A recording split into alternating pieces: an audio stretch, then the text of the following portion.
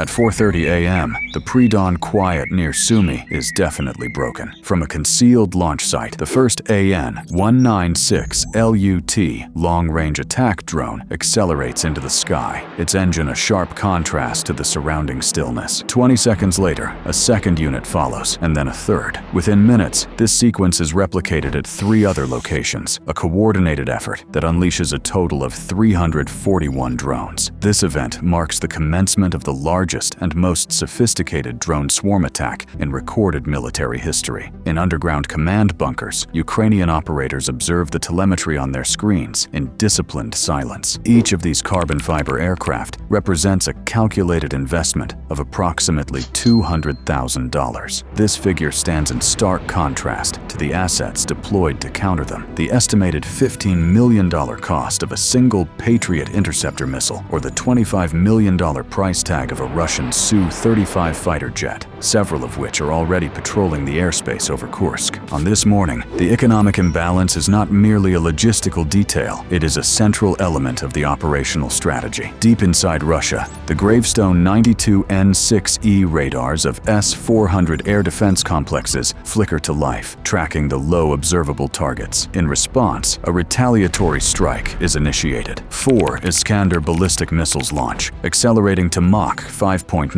Each armed with a 700-kilogram warhead, they race towards suspected Ukrainian command nodes. The goal is to disrupt the operation at its source before the drone swarm can achieve its objective. By 6 a.m., the northernmost element of the swarm, a contingent of 95 drones, descends over the Sudzha region, maintaining a low altitude of 500 meters above the rural landscape. Russian S-400 batteries in the sector are on high alert. Their powerful radar systems are designed to detect and track strategic aircraft at ranges up to 400 kilometers. But the drone swarm presents an unconventional challenge. On the operator's screens, the small, low-flying drones produce radar cross-sections more akin to a flock of birds than an aerial assault force. This ambiguity leads to a critical moment of hesitation, a decision to hold fire, born from the fear of a costly misidentification, will prove to be a catastrophic error for the defenders. At 6:15 a.m.,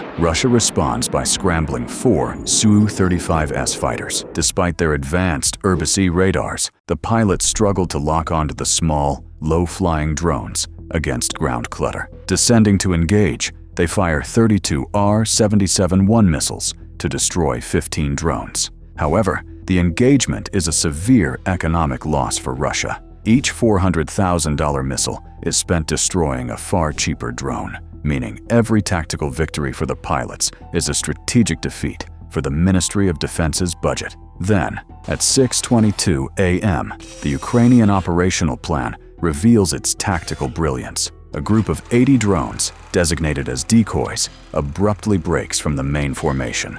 These units, older and less sophisticated commercial models, retrofitted for this specific purpose, execute a rapid climb to an altitude of 5,000 meters. Simultaneously, they activate powerful radar reflectors, dramatically increasing their signatures. On Russian air defense screens across the region, the display transforms. It now appears as if dozens of cruise missiles are on a direct vector toward Moscow. The deception triggers a wave of panic throughout the Russian command structure. 12 additional fighter jets are scrambled, and over 100 surface-to-air missiles are launched in a frantic 8-minute barrage. The sky is filled with the smoke trails of interceptors and the burning debris of the annihilated decoy drones. When the chaos subsides, the tactical reality becomes clear. The decoys have been sacrificed, but they have successfully drawn the full attention and a significant portion of the ready ammunition of Russia's layered air defenses. The real swarm,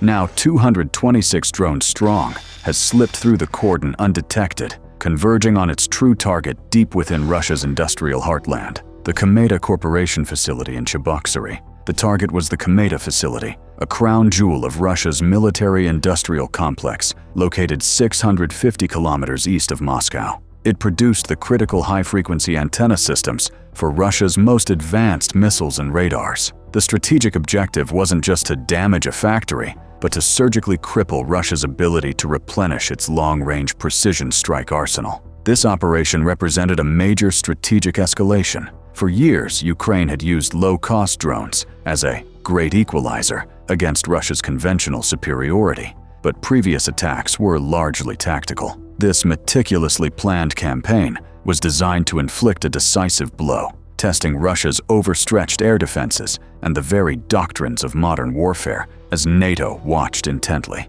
At 7:25 a.m., the convergence is complete. Approximately 180 kilometers from Cheboksary, the surviving elements of the swarm merge into a single, coordinated aerial armada. What began as 341 individual units is now a cohesive force of 226 drones, a storm of technology and intent. 83 drones from the Northern Force, having navigated treacherous terrain by hugging valleys at altitudes below 100 meters, link up with the main body. Their onboard SkyNav AI systems successfully used real-time visual data cross-referenced with satellite imagery to fly below radar horizons, though 12 were lost to terrain collisions. From the south, 78 drones emerge from a 200-kilometer-wide corridor of intense Russian electronic warfare. Having lost GPS signals, they successfully navigated by locking their optical sensors onto the M4 highway,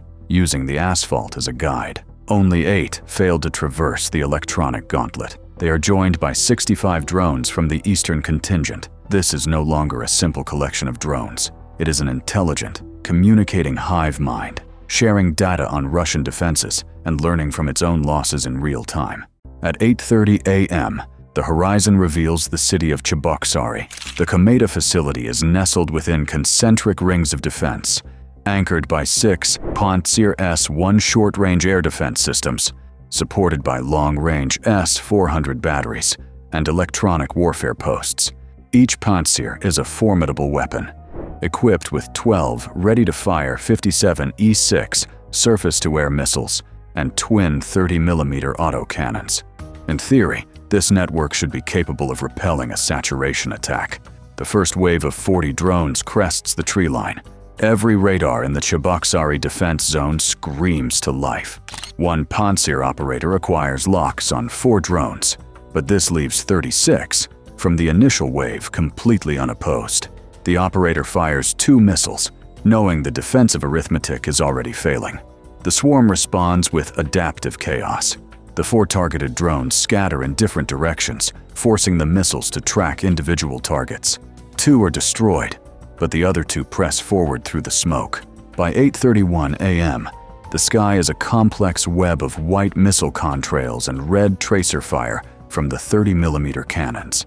At 8:32 a.m., a previously hidden Pantsir unit reveals its position, salvo launching 6 missiles at once. The Ukrainian planners had anticipated this. 51 drones in the second wave execute pre-programmed mirror maneuvers, generating overlapping radar reflections that confuse the missile's seekers.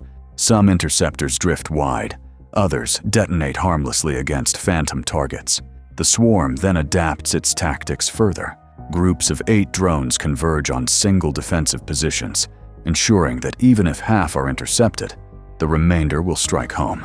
By 8:33 a.m., with 195 drones still airborne and now inside the minimum engagement range for missiles, the Pantsir systems switch exclusively to their autocannons.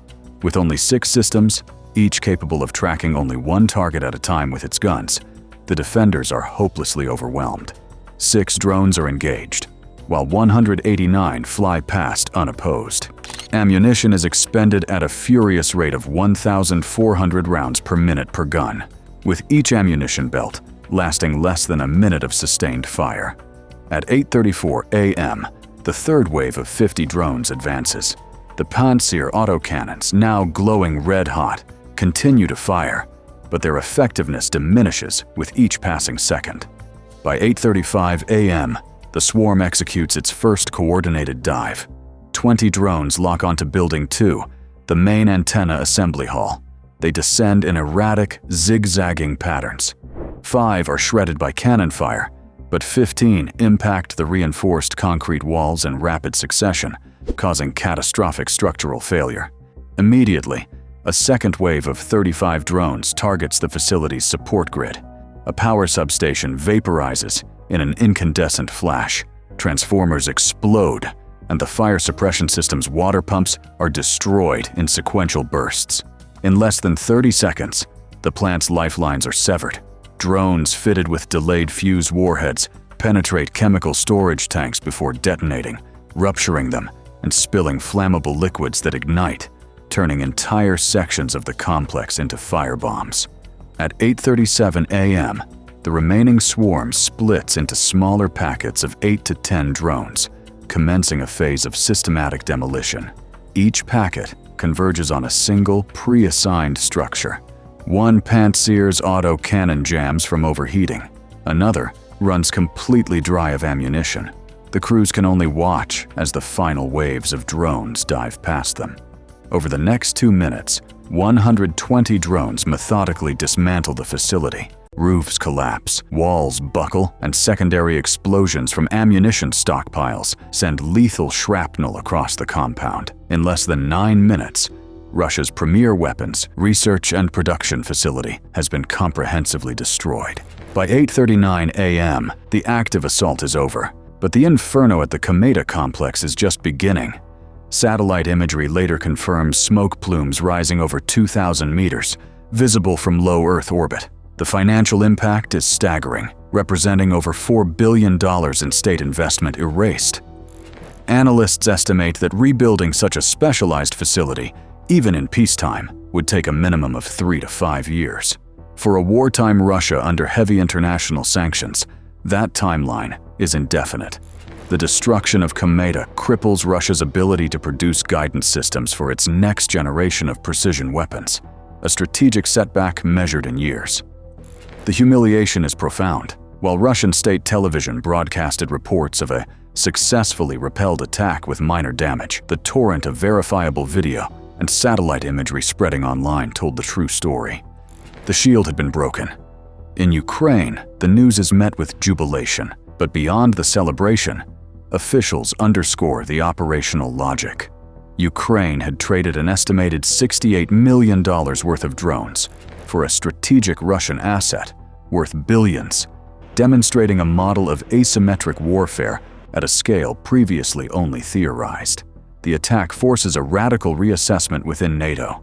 If Russia's vaunted, layered air defenses could be so thoroughly dismantled by a swarm of low-cost drones, then the alliance's own multi-billion-dollar air shields might also be vulnerable. At 9:05 a.m., as smoke continues to drift over Cheboksary, the world is left to grapple with the implications.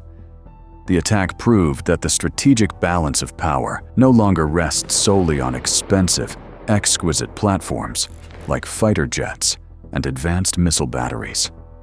The age of cheap, intelligent, and numerous offensive systems has arrived. For Russia, the political fallout is immense. The Kremlin must now confront a crisis of confidence in its military technology and its ability to protect its most critical infrastructure. The question is no longer if such an attack could happen, but what comes next. The victory at Cheboksary, while decisive for Ukraine, raises the stakes of the entire conflict, pushing a humiliated superpower further into a corner. This event does not mark an end, but the beginning of a new, more dangerous chapter in modern warfare.